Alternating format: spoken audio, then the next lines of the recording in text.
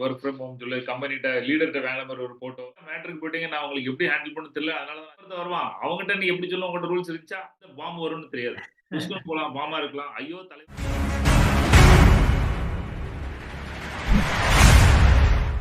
போன வாரம் நம்ம பார்த்ததுல மக்கள் எந்தனால நம்ம கூட ஜாயின் பண்றது இல்ல. அதுக்கு 2 காரணங்கள் பார்த்தோம்.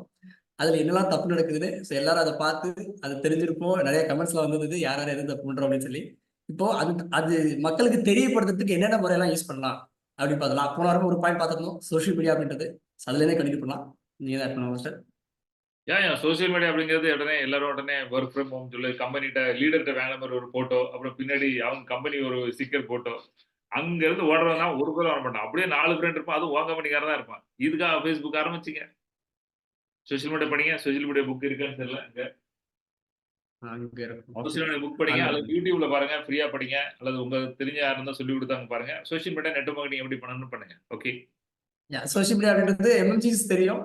கம்பெனி ப்ரொஃபைல் போடுறது இல்ல, கம்பெனி ப்ராடக்ட் விக்கிறது இல்ல. மக்கள் கூட என்னலாம் கனெக்ட் ஆகும் அப்படின்றது. நம்ம ஸ்டூடெண்ட்ஸ் நெறைய பேரு சிலம்பம் அந்த மாதிரிலாம் இருந்து வீடியோஸ்லாம் போட ஆரம்பிச்சு, இன்னைக்கு அவங்க பெரிய கோச், பெரிய குரு அந்த மாதிரிலாம் இருக்காங்க. நெறைய பேர் அந்த மாதிரி இருக்கு. ஸோ அதுல எப்படி பண்ணணுன்றத பார்க்கலாம். எத்தனை பாயிண்ட் பேச போறோம் இன்னைக்கு? இதுல 4 பாயிண்ட் இருக்கு மாஸ்டர். 4 ஃபர்ஸ்ட் ஒன் நம்ம சோசியல் மீடியா ஃபர்ஸ்ட் பார்க்கலாம். சொல்லிட்டோம். ஓகே. இன்னும் 3 பாயிண்ட்ஸ் இருக்கு. என்னன்னு சொல்லுங்க. 2வது நம்ம பார்க்கிறது மக்கள் கூட டைரக்ட்டா லைவ்ல போய் கனெக்ட் பண்றதுக்கு உண்டான ஸ்ட்ராட்டஜி நம்ம பயன்படுத்தலாம் அப்படின்னு சொல்றாங்க. இதை தெரியப்படுத்துறது. இல்ல நாங்க அப்படி பண்றது இல்ல. வெறும் இவங்களுக்கு ஒரு 10,000 குடுத்து, அவங்களுக்கு 5,000 குடுத்து வொர்க் ஃப்ரம் ஹோம் நம்பர் எடுத்துட்டோம். அல்லது தெரிஞ்சவன்ட்ட பேசி அப்படி சொல்லி அப்படிதான் பண்றோம். இல்ல மக்கள்ட்ட எவ்வளவு லைவா கனெக்ட் பண்றாங்களோ அத பொறுத்து. Okay. Great point. Okay. So 3வது பார்க்குற விஷயம் என்னன்னா, மக்கள் கூட கனெக்ட் பண்ணணும். ஸோ நேரா போக முடியாதனால அந்த மாதிரி டைம் எதுவும் இல்ல அப்படின்ற பட்சத்துல டெலிகாலிங் மூலியமா கனெக்ட் பண்ணலாம் அப்படின்னு சொல்றாங்க. அதுக்கும் சரியான ஸ்கிரிப்ட் என்ன பேசணும், எப்படி பேசணும், அவங்கள பத்தி ஃபுல்லா தெரிஞ்சுக்கிட்டு நம்ம சொல்ல வேண்டியதை கரெக்டா சொல்றதுக்கு முயற்சி பண்ணும்போது இது நடக்கலாம் அப்படின்னு சொல்றாங்க மாஸ்டர். ஃபேன்டாஸ்டிக். இது நீங்க சொல்லும்போது எனக்கு இன்னைக்கு தான் அந்த கால் வந்துச்சு. ஒருத்தங்க எனக்கு ஃபோன் பண்ணாங்க. நான் அத கால் எடுத்துட்டு பேசிட்டே இருந்தேன். ஹெல்த் ஆப்ன்னு ஒரு ஆப் இருக்குல்ல. அதுலருந்து எனக்கு கால் வந்துச்சு. திட்டட்டும். ஹெல்த் பிளஸ்ன்னு சொல்லிட்டு அது ஆப் பண்ணோனே ரெகுலரா பார்க்கலாம். நம்ம வந்து நெட்வொர்க்கராவும், சேல்ஸ்மேனாவும் மக்கள அப்ரோச் பண்ணதுக்கு பதிலாக எல்லாரும் வந்து நீங்க ஒரு கன்சல்டன்ட்டா அவங்களுக்கு ஹெல்ப் பண்ற ஒரு ஆளா போகும்போது பணம் குடுக்குறது ரொம்ப ஈஸியா இருப்பாங்க. Health me.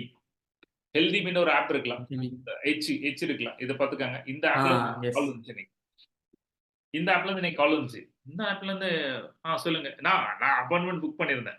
எனக்கு ஃபர்ஸ்ட் அவுட் என்ன ஆச்சுன்னா 1:30 ஃபோன் பண்ணாங்க. நான் வந்து ஆ சரி நான் அதுக்கப்புறம் நான் பிறகு பேசலாமா ட்ரை பண்ணிட்டு இருக்கேன். பிறகு பேசினாங்க. எந்த கன்சல்டன்ட் திரும்ப திரும்ப கால் பண்ண பேச மாட்டாங்க. அப்போ எல்லாருக்கும் மக்களுக்கு ஒரு விஷயம் என்னன்னா, நீங்க சேல்ஸ் மேன் மாரி போகாதீங்க. மக்களுக்கு சொல்யூஷன் குடுக்குற ஒரு கன்சல்டன்ட்டா, ஒரு டாக்டரா, ஒரு அறிவுஜீவியா போங்க. அப்போ அவங்க மதிப்பு கேட்பாங்க. தேங்க் யூ சொல்லுவாங்க.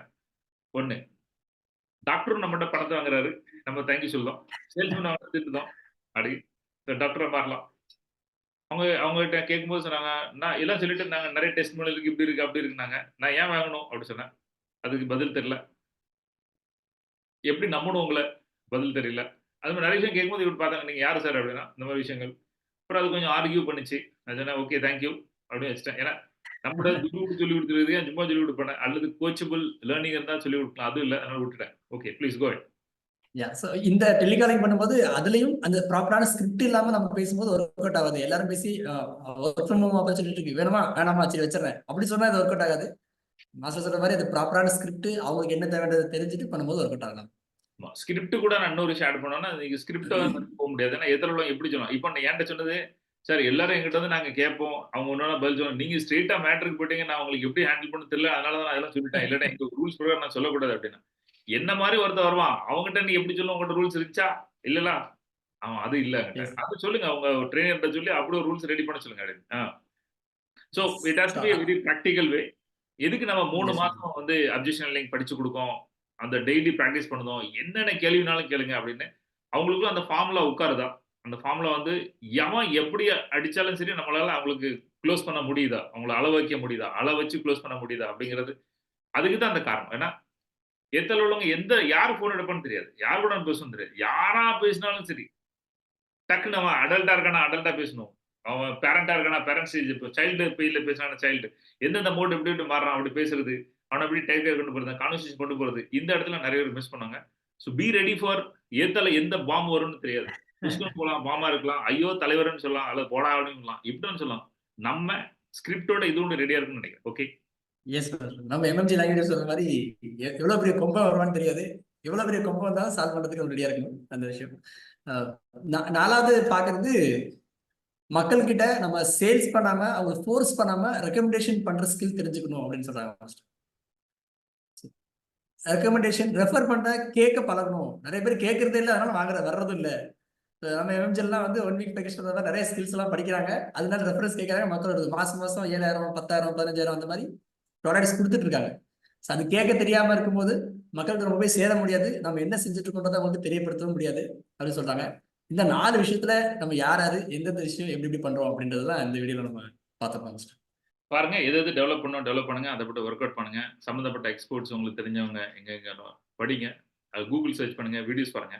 இந்த டாபிக்ல பாருங்க, எந்தியாவது போய் எந்தியாவது பார்த்து போயிட்டு இருக்காதீங்க. அதுக்கப்புறம் உங்களுக்கு ஒரு ஹெல்ப்ஃபுல்லா இருக்கும்னு நினைக்கிறேன். அடுத்த வாரம் இன்னொரு டாபிக்ல என்ன மாதிரி டாபிக் அடுத்த வாரம் போலாம். அடுத்த வாரம் இந்த டாபிக் உள்ள எல்லாமே இந்த செக்மெண்ட் எல்லாமே உள்ள என்ன டீடைலா என்ன பண்ணலாம், சின்ன சின்ன எல்லாருக்கும் மக்களுக்காக ஃப்ரீயா என்னென்ன கொடுக்கலாம்ன்றத பார்க்கலாம். 30 days 30 closing படிக்கும் போதே அப்புறம் உங்களுடைய ஃபுல் 167 பேட்ச் ஃபுல்லா படிச்சு முடிச்சதுக்கு அப்புறம் எல்லாத்தையும் படிச்சு முடிச்சேன். அது வந்து நான் படிச்ச மெத்தட் வந்து தப்பா படிச்சுட்டேன் அப்படிங்கறது வந்து ஒரு 2 மணி மீட்டிங்ல வந்து நான் அட்டன் பண்ணி தெரிஞ்சுக்கிட்டேன். என்ன விஷயம் அப்படின்னா, அந்த 2 பேஜ், அதாவது 2வது பேஜ் போகும்போதுக்கே நமக்கு ஒரு 1 hour ஆயிருச்சு அது முடிக்கிறதுக்கு, அதை எக்ஸ்பிளைன் பண்ணி தெரிஞ்சுக்கிற விஷயம். அப்ப நம்ம வந்து ஸ்டோரியா படிச்சோம் அப்படின்னா மெமரியில நிக்காது, அது நம்ம புரிஞ்சுக்க தன்மை பத்தாது அப்படின்ட்டு இப்ப போயிட்டு ஒரே ஒரு பேஜ் மட்டும் படிச்சேன். அந்த 3லுமே படிச்சேன். நம்ம ஆல்ரெடி 2 மணிக்கு மீட்டிங் அது புக்கு ஒரு பேஜ், அதோட கருத்துக்கள்லாம் எழுதிக்கிட்டேன். அதுக்கப்புறம் 30 days 30 closingல அந்த 2 பேஜ் மட்டும் படிச்சேன். இப்ப இதெல்லாம் வந்து நான் மத்தியானம் 2 மணி மீட்டிங் நடக்கும்போது நம்ம ஸ்டோரியா படிச்சு 164 பக்கம் 167 பக்கம் எல்லாம் கம்ப்ளீட் முடிச்சேன்ப்பா. 30 days 30 closing கான்பிடன்ஸா இருக்கணும் அப்படி எல்லாம் அது வந்து எனக்கு பிடிப்படவே இல்லை. இப்ப சார் பேசும்போது தெரிஞ்சது, நம்ம இங்க புக்ல படிச்சதை விட அந்த புக்ல படிச்ச விஷயத்தை நம்ம லைவ்ல வந்து அட்டன் பண்ணி எவ்வளவு விஷயங்கள் கத்துக் கொடுக்குறாங்க அப்படிங்கிற ஒரு விஷயம், அது ஒண்ணு தெரிஞ்சுக்கிட்டேன். இன்னொன்னு வந்து புக்ல படிக்கிற ஒரு விஷயம், ஒரே ஒரு ஸ்டோரி, அதாவது ஒரு 5 லைன் இருக்கு, அந்த 5 லைனுக்கே கிட்டத்தட்ட ஒரு 25 நிமிஷத்துக்கு மேல எக்ஸ்பிளைன் பண்றீங்க. அப்போ நான் அதெல்லாம் வந்து 1 வருஷம் வச்சு படிக்கணும். அந்த விஷயத்தை கத்துக்கிட்டேன். ரொம்ப ரொம்ப சந்தோஷமா இருக்கு சார்.